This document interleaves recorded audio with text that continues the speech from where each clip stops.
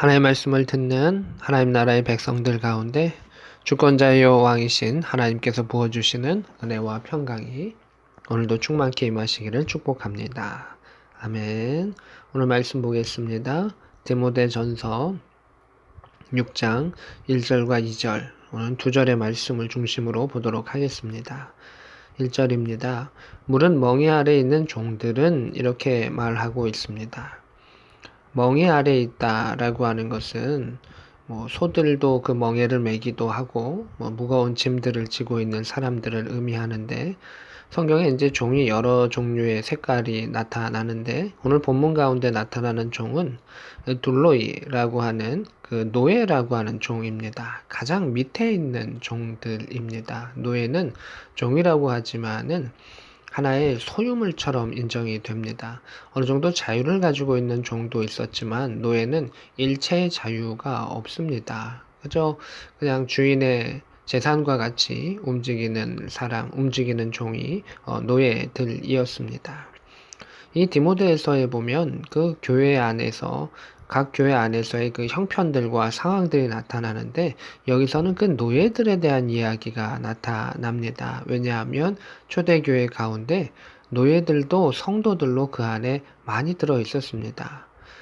꽤 위치가 있는 사람들도, 귀부인들도, 귀족들도 교회 안에 오기도 했지만 노예들조차도 그 교회 안에서 들어와서 함께 예배드릴 수 있는 공동체가 교회 공동체였다. 사람으로 취급받지 못하는 그 시기 가운데 그 노예들이 교회에 와서 예수 그리스도의 사랑을 배우고 또 그 안에 존중함을 받고 또 함께 동역함의 그 역사들이 있었다라고 하는 것을 우리는 추측해 볼 수가 있습니다.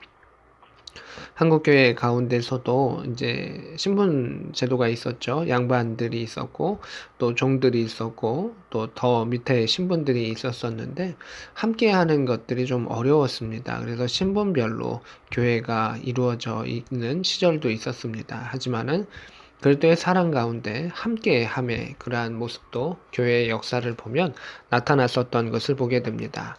이런 상황 가운데 종들에게 이야기하는 것입니다.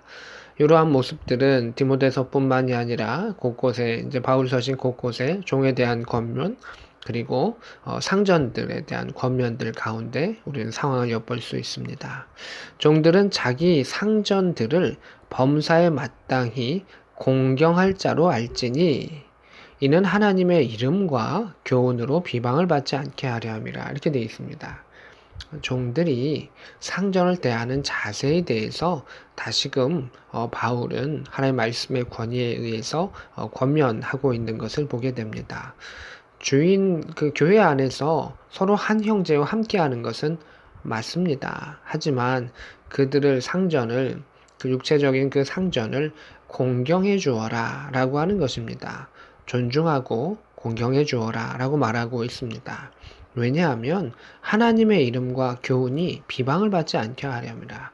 종들이 그 안에 있으면서 한 형제요, 한 일꾼이요 이렇게 나아가는 것은 좋은 일이고 바른 일이지만, 그 육체의 상전을 대함에 있어서 무례하고 또 자신의 삶의 자리들 가운데 제대로 그 일들을 하지 않는 모습들이 나타난다는 것입니다. 그래서 믿음 안에서 서로를 존중하고 사랑하는 것이 꼭 필요하다. 그러하다면 우리가 자신의 일들 가운데에 성실함과 정직함으로 해야 하는 그러한 색깔들이 이 안에 나타나는 것을 보게 됩니다.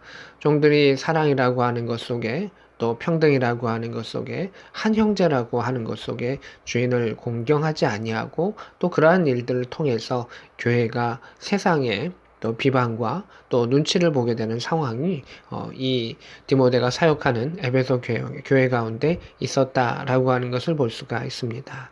2절입니다.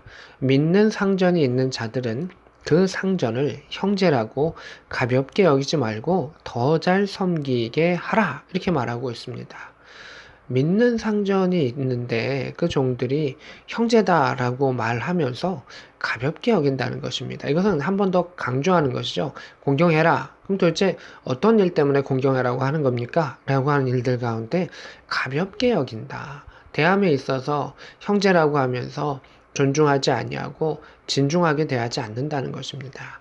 이것은 이제 종과 주인의 관계뿐만이 아니라 교회 안의 관계 안에서도 마찬가지고 또 사람과 사람과의 관계 안에서도 마찬가지입니다. 우리가 형제라고 하면서 또 같은 교인이라고 하면서 더 잘 대해줘야 되고 더 존중해줘야 되고 더 사랑해줘야 합니다. 그런데 그 편함으로 인해서 또 한형제됨이라고 하는 그 이유를 통해서 더 무례히 행하고 더 잘못하는 경우도 종종 나타나는 것을 알 수가 있습니다. 오히려 모르는 사람, 오히려 관계가 대면한 사람, 또 타인의 어느 정도 거리가 있는 사람에게는 예절을 지킬 수 있습니다. 그러나 가까운 사람일수록 또 그리스도의 형제라고 하는 사람일수록 더 존중하고 존경하고 아껴주어야 한다라고 하는 것을 성경은 우리에게 이야기하고 있습니다. 가볍게 여기지 말아라 라고 하는 것입니다.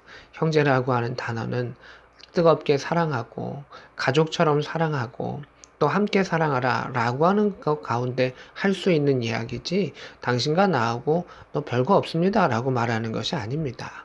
그리스도의 사랑의 무게 가운데 그리스도의 십자가의 무게 가운데 사랑하고 존경하고 품어야 하는 것이 형제라고 하는 그 단어인 것을 알 수가 있습니다. 더 잘 섬기라 이렇게 되어 있습니다.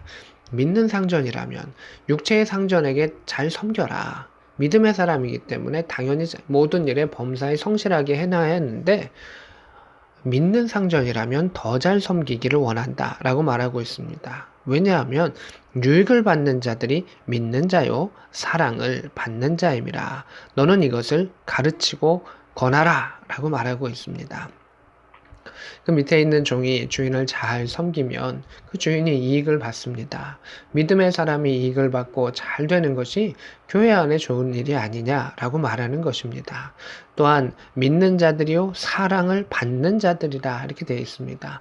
그리스도인은 예수 그리스도의 사랑을 받는 자들이고 그 사랑을 받는 자들이요 사랑 가운데 섬기는 자들이 그리스도인이다 라고 하는 것입니다. 형제라고 하는 그 단어 속에서 서로가 서로를 존중하고 사랑하고 품고 나아갈 수 있으면 그것이 온전한 교회를 이루어가는 길임을 오늘 성경은 다시금 이야기하고 있습니다. 바울은 이것을 가르치고 권하라 라고 말하고 있습니다. 가르치고 권한다. 말씀 안에서 이것이 옳은 것임을 가르치고 그것을 반복해서 훈련시켜라 라고 하는 것을 말하고 있습니다. 초대교회 가운데 사도행전 교회 가운데 번성함의 역사들 또 사람들이 많이 들어오는 일들을 가운데 여러 가지 갈등의 요소들도 있었습니다. 그러나 그 요소들을 지혜롭게 믿음 안에서 풀어가면서 교회는 더욱더 성장했었던 것을 보게 됩니다. 오늘날 군대교회와 한국교회 가운데서도 여러 가지 당연히 연약한 부분이 있을 것입니다. 말씀 안에서 우리 믿음의 선배들이 그것을 극복하고 하나님의 뜻을 중심으로 이루어 갔었던 것처럼 말씀을 품고 나아가며 하루하루 말씀에 순종하는 삶을 가지고 주의 사랑, 십자가의 사랑을 가지고 나아간다면 우리는 지금에 있는 그러한 문제들과 어려움들조차도 또 극복할 수 있는 것을 보게 됩니다.